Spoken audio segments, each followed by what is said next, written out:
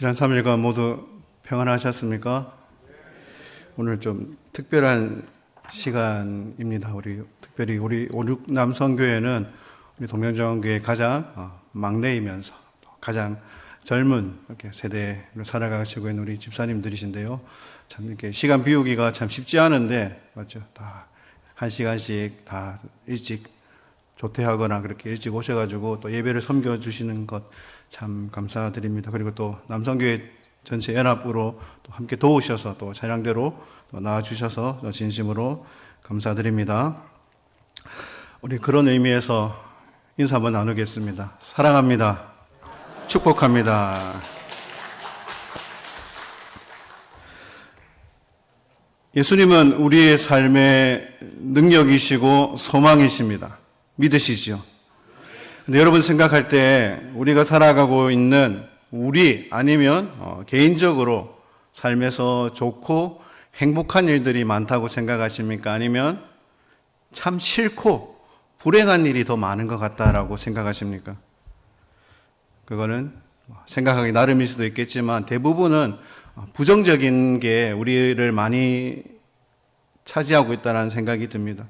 그러나 복음은 모든 문제를 이기는 예수 그리스도의 십자가 승리인 줄 믿습니다.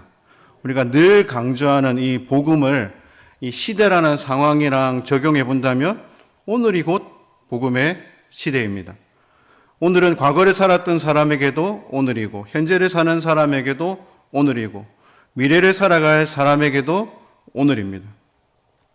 복음의 본질은 그대로이지만 그 시대의 정신이 항상 복음 가운데 나타난다라는 것을 보게 됩니다. 우리가 생각하는 그 시대가 만약에 불의한 시대라면 복음은 저항으로 나타나게 되어 있습니다. 나라의 독립을 위하여서 헌신하고 투쟁하고 싸웠던 믿음의 선조들에게 교회와 복음은 시대를 향한 저항으로 나타났습니다. 어두운 터널을 지나는 것 같은 암울한 시대를 살아가고 있는 자들에게 복음은 빛이요 소망입니다. 다툼과 전쟁이 끊이지 않는 곳에서 살아가는 이들에게 복음은 화합이요 평화라는 것을 보게 됩니다. 복음은 충분하고도 넘치도록 모든 시대를 살아가는 자들에게 그 시대가 당면한 모든 문제와 정면승부하여서 이기게 하는 능력이 있음을 믿습니다. 그렇다면 오늘이란 이 2023년 대한민국에서 우리에게 복음이 가지고 있는 그 시대의 정신은 무엇이라고 생각하십니까?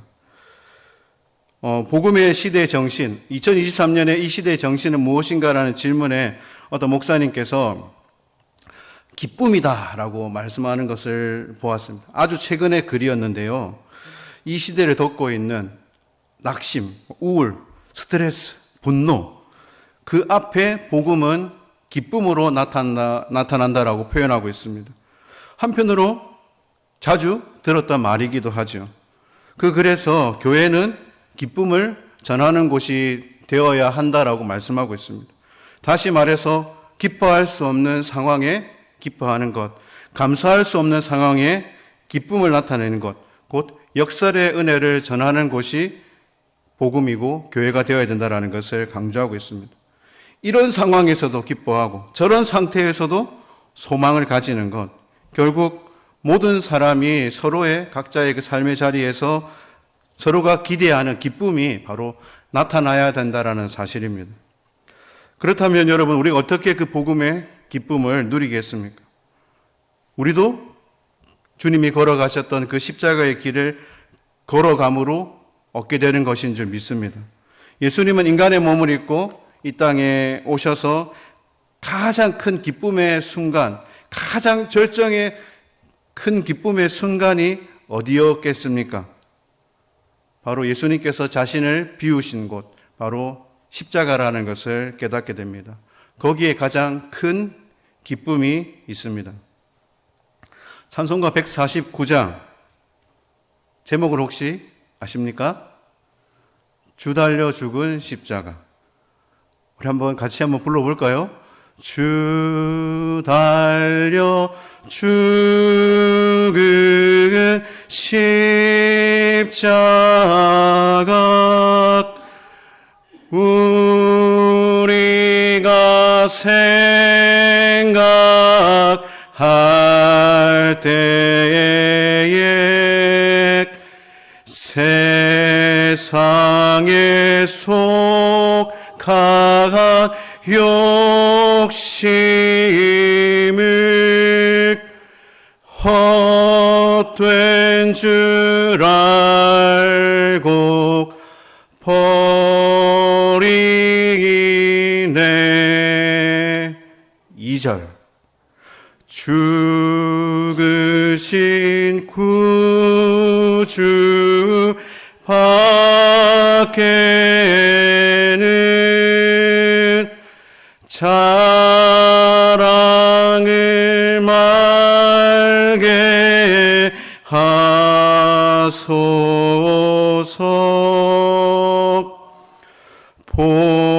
보혈의 공로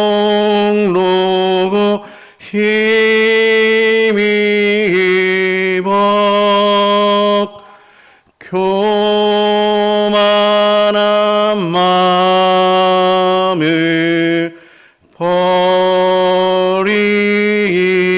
버리네. 아멘.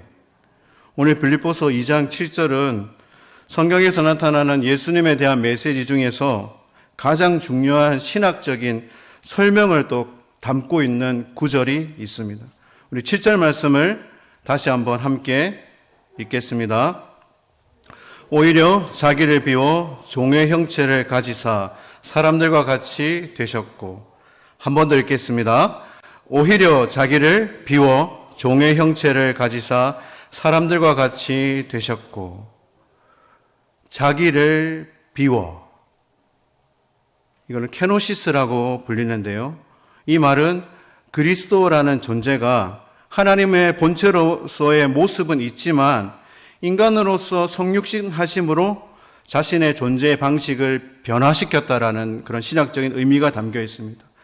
다시 말해서 예수님께서 하나님으로서의 그 전지전능하심을 스스로 제한하셨다라는 의미가 담겨 있습니다. 그래서 성경은 이것을 표현하기를 예수님이 자기를 비우셨다라고 말씀하고 있습니다. 그런데 이 비움, 이 버림은 하나님으로서의 어떤 신성을 버렸다는 말이 결코 아닙니다. 이 버렸다, 비웠다라는 의미는 우리가 일반적으로 알고 있는, 우리가 생각하는 그런 의미와는 다르다라는 겁니다. 쉽게 말해서 그것을 가지고 있지만 잠시 사용하지 않고 다른 것을 택했다라는 것이 좀 더 정확한 표현입니다. 다른 것이 무엇이겠습니까? 바로 말씀에 그대로 나타나 있습니다.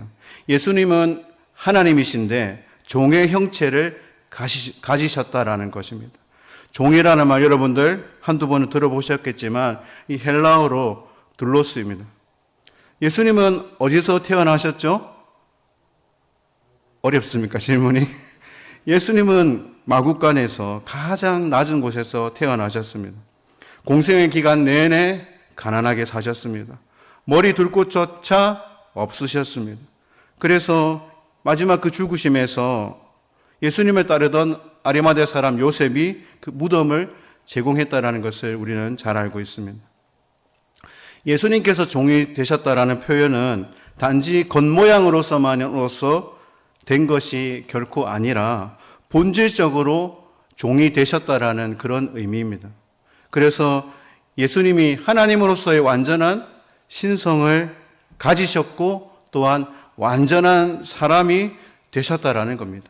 그래서 우리는 예수님을 가리켜서 참 하나님, 참 사람이라고 표현을 하는 것입니다. 오늘 말씀에도 나타나 있죠. 사랑하는 여러분, 우리가 헌신 예배 드릴 때마다 이 헌신에 대하여서 끊임없이 강조를 하게 되는데요. 우리가 직분을 받았으면 그 직분에 최선을 다해야 되고 말씀에 순종을 해야 된다는 것을 잘 알고 있습니다. 그런데 잘 알고 있는데도 잘 안 되는 이유가 무엇인지 여러분 혹시 생각해 보신 적이 있습니까? 대부분은 자신의 형편, 나의 처해 있는 상황을 이제 이유로 든다라는 것입니다. 가장 큰 것의 대부분은 바쁘다는 것이죠. 노력해봤는데 바빠서 안 됩니다 라고 말을 한다라는 겁니다. 그러나 사실은 의지적인 결단의 부족이라는 것을 우리는 깨달아야 합니다. 우리는 매 순간 선택의 장애가 있습니다. 밥을 먹으면서도 식당에 갔을 때 벽에 붙어있는 수많은 메뉴를 두고 무엇을 먹을까 고민을 하십니까? 안 하십니까? 고민조차 안 하시고 들어가자마자 뭐요? 이렇게 하시는 분 여러분 있으면 그 결단력이 대단하신 분이실 겁니다. 그러나 때로는 메뉴가 많기 때문에 뭘 먹어야 되는지도 우리는 판단이 서지 않는다라는 겁니다. 우리가 어떻게 해야 예수님처럼 순종을 내 것으로 삼을 수 있겠습니까? 결국 앞서 말씀드린 것처럼 의지적인 결단에서부터 시작된다라는 것을 깨달아야 합니다. 이 의지적인 결단이 최후 완성이 되려면 결국 나의 의지도 중요하지만 거기에 플러스 뭐가 필요할까요? 성령의 도우심이 필요하다라는 겁니다. 그런데 정말로 우리가 잘 생각해야 되고 중요한 것은 그 시작이 무엇이냐? 바로 우리 자신의 의지적인 결단이 먼저 앞서야 된다는 것을 깨닫게 됩니다. 왜냐하면 하나님께서는 우리 각 사람에게 스스로 택할 수 있는 권리, 스스로 택할 수 있는 이 자유를 주셨기 때문입니다. 그래서 우리는 이것을 가리켜서 뭐라고 부르지요? 자유의지라고 표현을 합니다. 하나님께서 무선 장치로 우리를 로봇처럼 조정하시는 것이 아니라 우리 스스로 움직일 수 있고 우리 스스로 선택할 수 있고 우리 스스로 멈출 수 있는 그런 자유와 권리를 주셨다라는 겁니다. 의지를 주셨다라는 겁니다. 그래서 우리는 선택할 수 있다라는 것이죠. 마치 메뉴를 고르듯이 내가 결정하는데 그 결정에 나의 의지가 들어간다라는 겁니다. 그런데 결국 잊지 말아야 할 것이 있습니다. 어쩔 수 없다. 상황이 그렇다. 해봤는데 안 되더라. 라는 사단의 거짓말에 속아서는 안 된다라는 겁니다. 우리는 순종할 수 있습니다. 아멘입니까? 왜냐하면 우리 안에 성령이 계시기 때문입니다. 순종이 필요할 때만 짠 나타나고 짠 하고 사라지는 것이 아니라 성령님께서 우리를 도우신다라는 사실입니다. 오늘 본문 말씀 8절을 또 같이 읽겠습니다. 사람의 모양으로 나타나사 자기를 낮추시고 죽기까지 복종하셨으니 곧 십자가에 죽으심이라. 예수님께서 어떻게 하셨느냐? 죽기까지 복종하셨다라고 말씀하고 있습니다. 이것을 말하기에 앞서 성경은 무엇을 가르쳐주고 있느냐? 예수님께서 자신을 낮추셨다라는 표현을 하고 있습니다. 낮추다라는 말의 원어적인 의미는 이렇게 누르다라는 의미가 더 큽니다.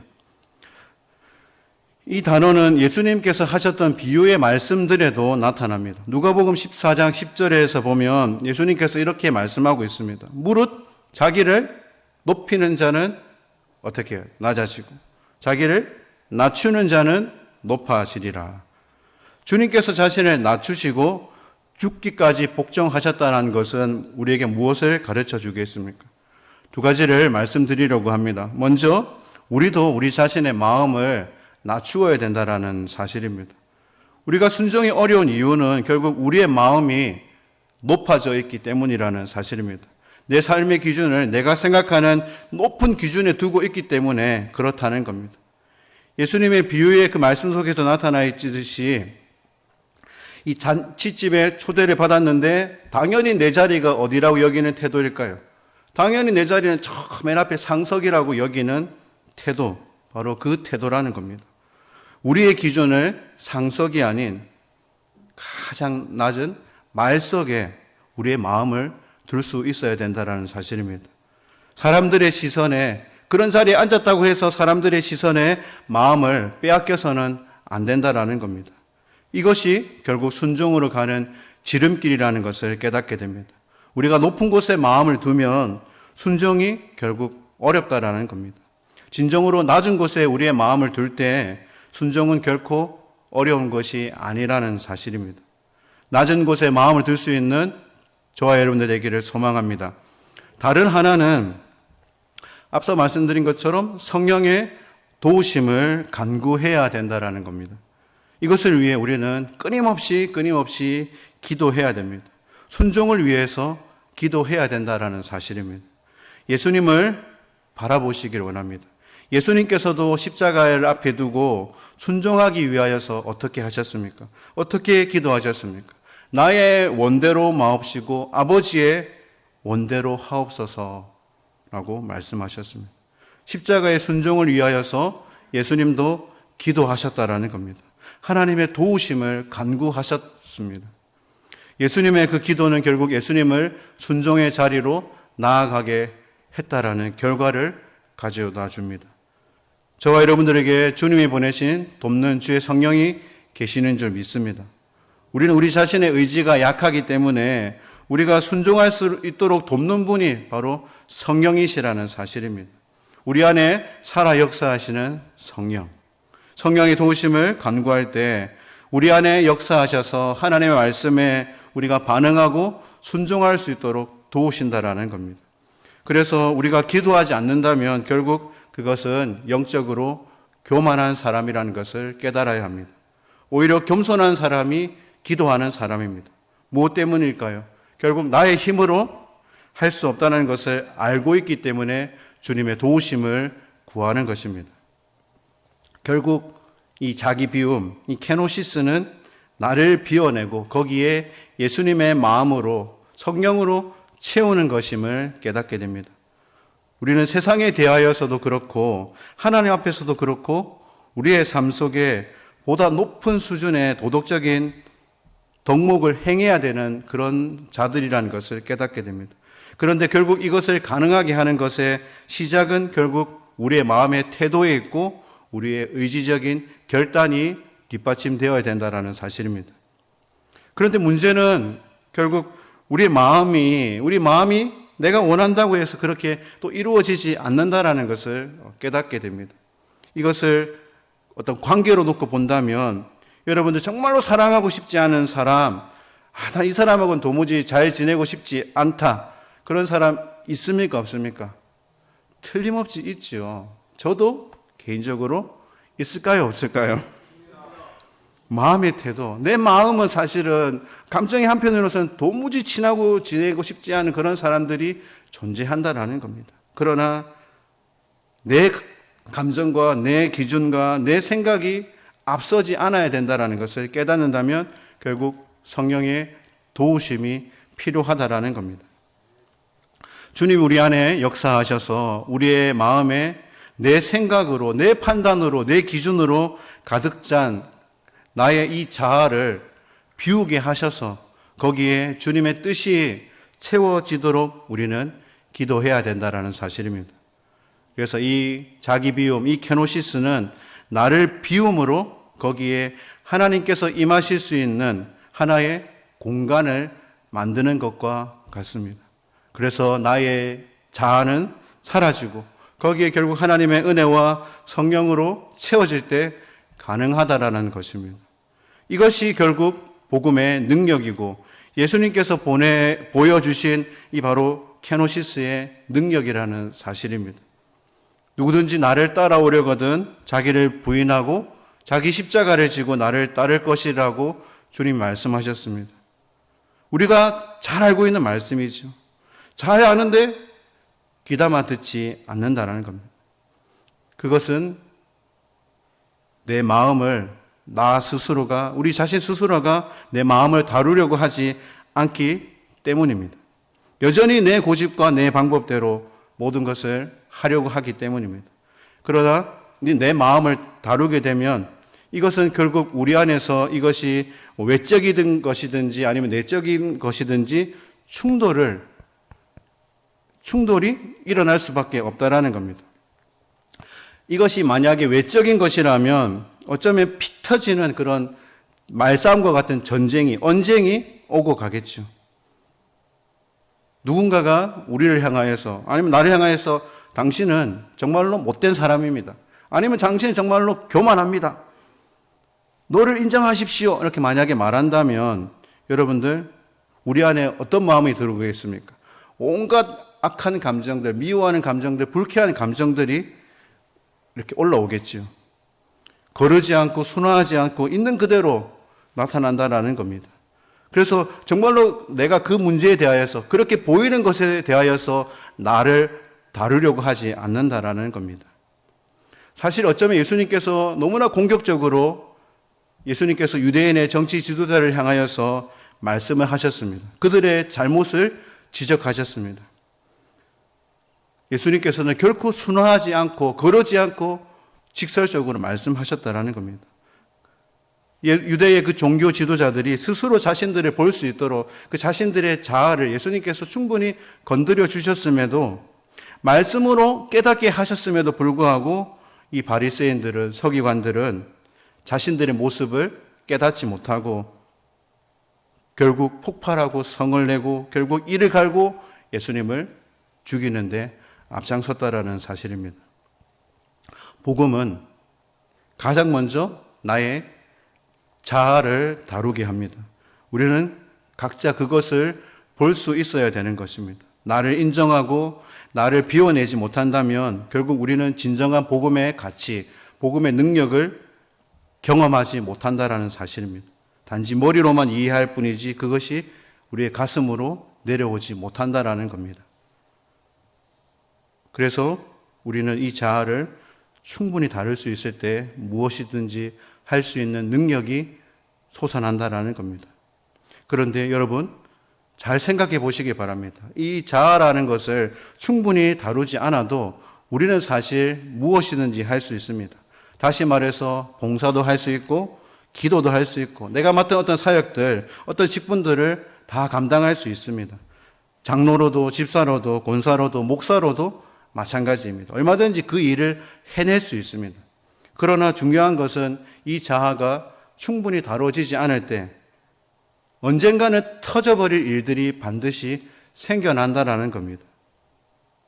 그것은 어쩌면 우리가 신앙생활하는 모든 행위의 근본적인 것이 결국은 예수님을 따르고자 하는 마음과 다르기 때문입니다. 처음 말씀드린 것처럼 내가 가지고 있는 여전히 나의 생각과 기준이 높아져 있기 때문입니다.